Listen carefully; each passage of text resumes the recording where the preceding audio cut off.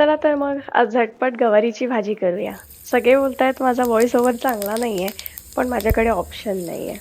गरम तेल झालं की त्यात जिरी, मोहरी चांगली तडतडू द्यायची. बारीक चिरलेला कांदा घालायचा आणि मऊसूत परतून घ्यायचा. कांदा थोडा परतला गेला की त्यात हळद घालायची आणि छान परत शिजू द्यायचं. हे शिजत असेपर्यंत गवारीला छान धुवून घ्यायचं स्वच्छ आणि ती मग टाकून द्यायची परतायला.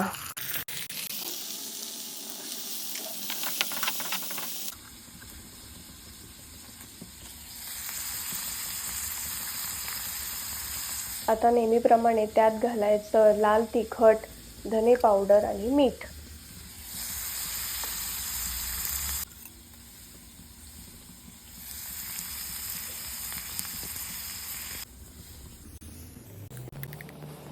एकदा का व्यवस्थित परतलं गेलं की त्यात आपल्याला टाकायचा केलेला शेंगदाण्याचा कूट.